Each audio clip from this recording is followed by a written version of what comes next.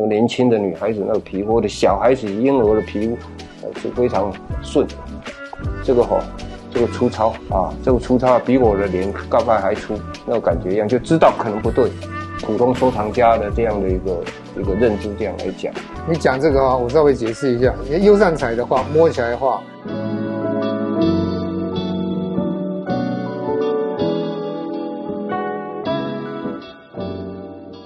大家好，今天接续雍乾盛世的一些瓷器。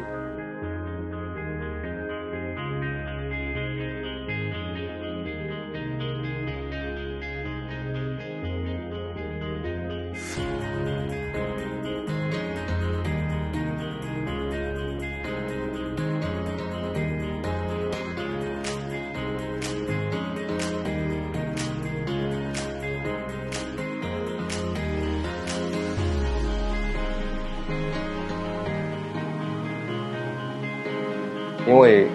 我们还有，我们就尽量把它展现。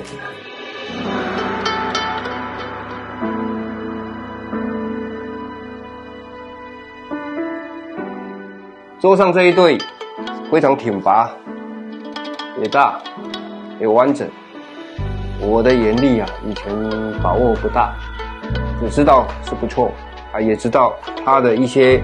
色料啊都已经开片，到包括它绿的。包括一些淡黄的一些开片，只知道它有岁月的沧桑，但是不敢轻易的断代，因为总是要有很客观的心态。那么蔡先生他看了好多次，然后让他来讲讲看。这一件乍看之下是粉彩，那我刚才仔细看了一下，它是有粉彩有五彩，用两种材料合起来。款落的是雍正，但是款我觉得说款当然是刚开始觉得不是很到位，大概仿个9分像，但是后来看它的笔画都是很自然的，都是用描出来的。这一对瓷器应该属于雍正早期，它的绘画风格是仿康熙的绘画风格，因为它里面的青料，叶子的青料介于康熙跟雍正之间，这些青料的叶子青料看雍正之间，对，还有这个下面这些东西。那红色的它是用那种铁去发射的，就是矾红发射的。这边的红花也有用那种粉彩去发射的，所以它有玻璃白有。对，所以它这边是有像这个黄色啊，跟这个矾红属于五彩料，那其他的这种属于那种粉彩。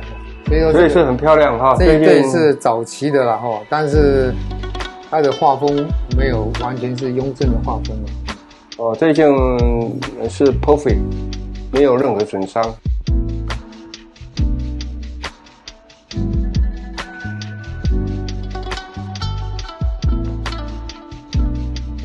还有这件8公斤，我看有比较大的一个东西，中间的8个这个我们讲算作是也算是开光了开光是一个佛教八宝。然后这一件呢也是比较细工，大家看得到嘎道整个身上都是嘎道纹，有嘎道，非常典型的乾隆的那一种华丽福禄寿各方面的祝语啊，全部都在这个身上看得到。除了八宝，你看看这一对这个蝙蝠吉庆有余翻莲花，那整个身上都是给它嘎到，这嘎到等于就是身上的一些装饰，就非常繁复非常的典型的这个乾隆的器物。但是看久就会知道它是后仿。我也是看了，在我手上看了几年，就越看越知道是后仿。但是呢，档次感觉就是它整个品味也没有很差。那蔡先生稍微补充说明一下他对这件的一些感觉。这件是算是仿乾隆的一个蝙蝠双翅耳蝙蝠看起来其实可以陈列值算不错的。但是如果说是收藏品来讲，因为这个到底是郭先生也知道这是后仿的光是嘎道纹就没有那么真正到乾隆的那么精密度它材料画工都比较属于粗，没有乾隆那么细腻所以说没有错。你如果说看过真品的话，这一类的东西哦，在清末民国哦仿的很多哦，尤其是有2家公司，一个叫做德泰洋行，一个在北京，一个在天津的同泰祥戏瓷店，这2家店当时是知道非常的仿这个乾隆。新3代的仿很多，但是明代的永乐轩的也有仿。这些东西有些都运到日本去，日本在侵华的时候把这一批都当作真品，在日本有时候很多收藏家收了，甚至再送到拍卖公司去，但是还是可以分出它的真假。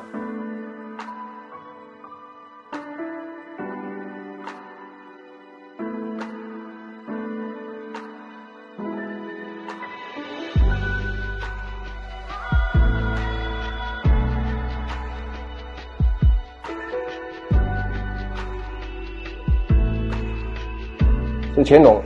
我还以为就是从雍正开始，就是有一些争奇斗艳，我们讲一句话叫争奇斗艳，那种转新品啊，到那种种的花俏的这些东西啊，雍正有没有就开始？我估计是有的，我手上可能也有。什么开始？就是一些器物啊，包括瓷器，包括什么，它已经开始有一些花俏，我们讲花俏或复杂性。哦，雍正有没有？我认为是应该有，但是当然数量比较少。乾隆尤其到他的中晚期，再好的、再漂亮的东西，那都有了。那要怎么办？他的欲望怎么样得到满足？他以他的底下的这些办事的人，就会想出一些新奇的东西。这是合情合理的一个思考。所以我们的从乾隆的身上啊，我们看到很多的这些用心的这些花俏的东西。像这个就是已经非常花俏、很难制作的一个东西。近代的。要做这个，因为这个基本上看起来就好像电风扇一样，电风扇一扇一扇，1、2、3、4、5、6扇，6扇一片一片，两面都是6扇。你认为接上去的？看起来是接上去的，我们讲叫拼装的这个技术难度相当高，基本上它是一个斗彩，青花虽然不大，但是非常繁复。非常不容易的一个乾隆的一个，也是争奇斗艳其中的一个东西。刚才讲到雍正开始花俏是没错，但是花俏没有像乾隆这么花俏。一般来讲，雍正的瓶子是没有耳朵的，当然是不是100%没有耳朵的，也有耳朵，也有耳朵是很简单的耳朵，不会像乾隆的耳朵那么繁复。一个兽首或一个龙头，一个螭龙在上面或是一个棘耳一样在上面就是那个兵器那个棘，它比较简单，不会像那么复杂。这是一个龙，它的中蜡又开始往上飘，有那么复杂那讲到这个是好像电风扇6片，你们好像在旋转一样。这个就是它其实是用模子做好以后，模子做好以后粗胚，然后再修成这个形状。那这种比较华丽复杂的都是在唐英的时候贡献给乾隆皇帝的因为他知道乾隆皇帝也喜欢就是比较华丽，像那个转心瓶啊、套瓶啊那之类的，都是在唐英时候就创造出来的。还有那个轿瓶啊，还有轿瓶轿瓶也是雍正以前有没有轿瓶？雍正的时候就有，但是很少。我看过大概1、2件而已，大部分都流行在乾隆的时候比较多，因为大家都以为是乾隆开始有轿瓶，其实我看过有雍正的但是很少。这个款式乾隆很到位的这种官窑的款式。那么蔡先又刚刚要讲，又有非常标准的那种，等于说是比较那个叫档次比较高的那种款。那么我想这个对他来讲，一般人不太容易能够体会到那么深以我的档次也没有办法狠狠抓住这一句话，但是我想这句话大家值得摸索，喜欢瓷器的人他的讲评里面比较有意义的话，大家可以吸收，可以去比对，可以去研究，好不好那我讲的只是一般的客观的话而已。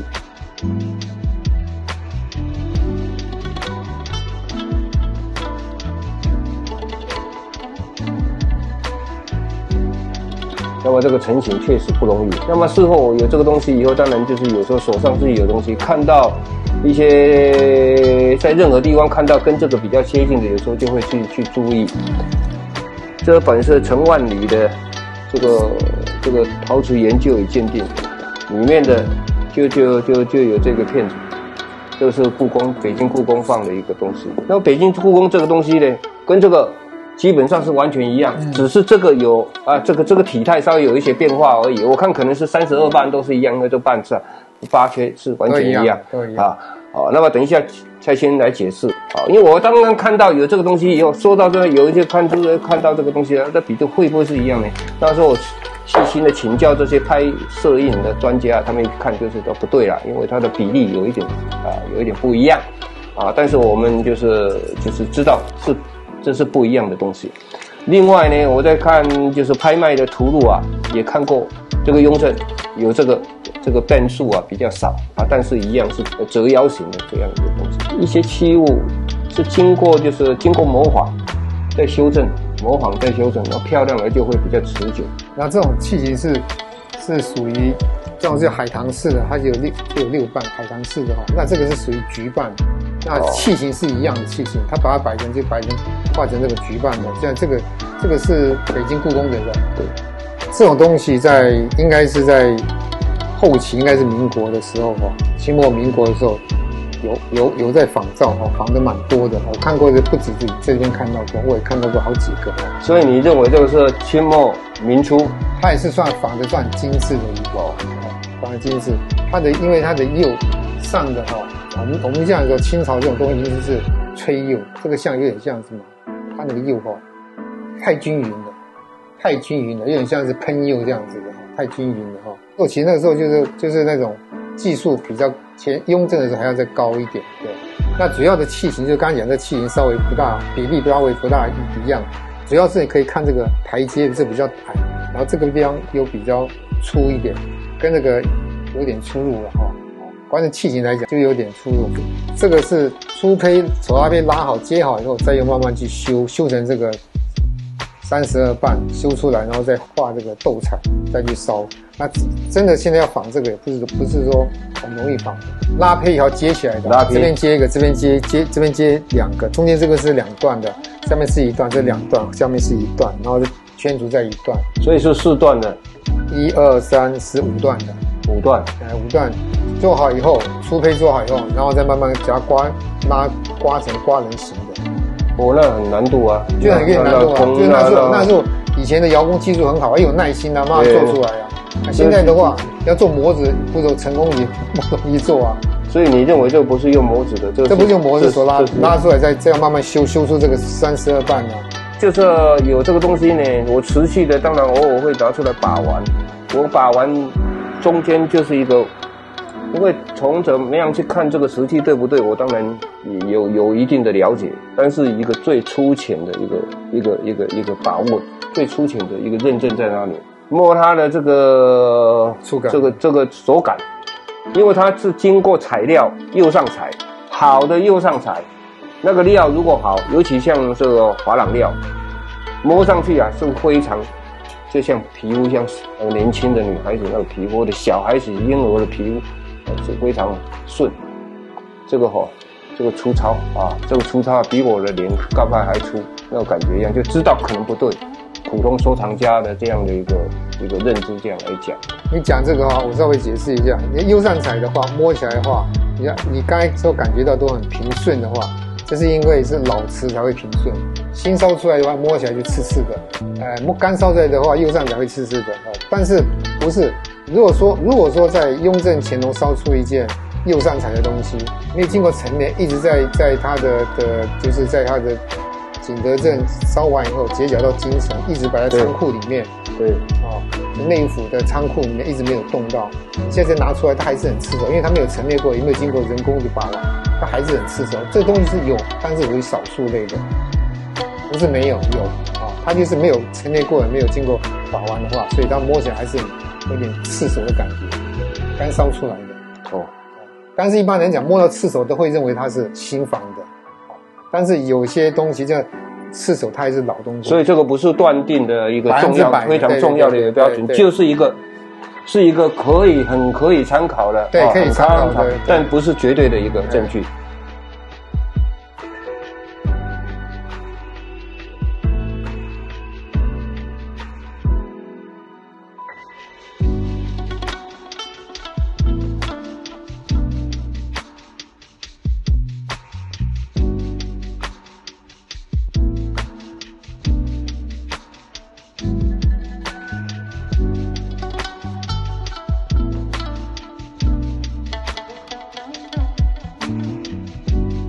接下来这一件很漂亮的，说是国宝，应该是当之无愧了。官窑应该是确定的，有非常漂亮的一个斗彩，这个摸下来很顺，不会有刺手的这个感觉，非常漂亮。现代的科学工艺，现代的这个电炉，现在的胎土各方面的，能不能烧出这样都是一个问号啊！对中国的这个大皇帝就是乾隆，我们也是不得不佩服。这个一眼看这属于雍正乾隆的斗彩。那雍正乾隆怎么去分呢？因为这个布局就是乾隆的，雍正的可能这一圈是留白的，没有那么复杂，它是比较多一个纹饰所以这个是乾隆的东西是没有错。来看它的胎，我刚才看过胎过，也是属于那种新三代的胎了。那这个款的话应该是属于也算是很标准的乾隆款，它是属于乾隆中后期的中期左右的东西。它这个材料侧着看有一些很多的都有这个蛤蜊光，有这个绿彩，是不是？绿彩特别会有那蛤蜊光，绿彩、黄彩，这个都会有，是不是？这个特别，像这个就不会啊，这个紫彩就没有非常明显。所以那时候这些材料比较好的材料都是矿物料。其实你刚才讲的蛤蜊光真正讲蛤蜊光，我上次也讲过了。蛤蜊光不是看材料上面，蛤蜊光是看白釉上面有没有蛤蜊光。因为这种材料含铅的这种矿物产在台湾这种潮湿空气的环境下面摆了个3年5年就有蛤蜊光。所以真正讲蛤蜊光不是看这个材料，因为你叫台湾摆个几年10年8年才那个蛤蜊光都出来了，那不算是老瓷。真正的蛤蜊光是看白釉上面有没有蛤蜊光。这个蛤蜊光在雍正还可以看得到，雍正之前看得到，乾隆就很少看得到，不是没有，但是很少。雍正之前容易看得到，原因应该是这个材料跟这个白釉的之间的一种这种在烧造的时候的一种化学作用了。当然真正的原因我们不是很清楚，只是说我们在研究这个瓷器的时候，像明末的时候，嘉靖、万历一直到康熙、雍正都比较明显，但不是每一件都有，但是有些很多都有在白釉上面有蛤蜊光白釉上面有蛤蜊光的一定是 OK 的，因为仿不出来的，一定是倒带的东西，老瓷但是材料上面的蛤蜊光，那是因为它含铅的关系，你是改个10年8年。所以就是说一般人看容易看就是这个材料，尤其在绿彩上看到蛤蜊光是很容易的一个事情，但是在大行家来讲，它就是你要是在白釉的，尤其要在彩色的瓷器上的白釉的部分显现出蛤蜊光，那才是真的倒带的，尤其是在雍正以前的那些老东西才有。那这一句话就学问到，我希望他以后如果有这个东西的话，家里有，如果下一次我们再拍的话，他会拍得出来我就不知道了。要透这个反光的话，因为我们在书上也很少看到，就是写出这样，就是在白釉上面套着这个蛤蜊光。这句话我想这是一般的专家也不都容易能够接受，能够理解。所以以后我们看看有没有机会有这个实物来看，因为这个学问，瓷器的学问是太深太奥当然互相交流。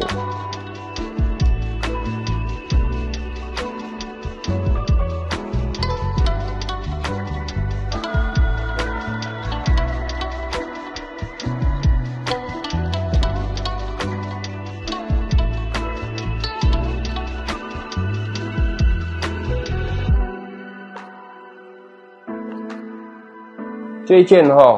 因为档次比较低，所以我们蔡大师说郭兄叫我自己发挥这言之成理的。我们看尽名山胜水比较差的那个景观，他怎么会给他歌颂？很合情合理。当年我会拿下来，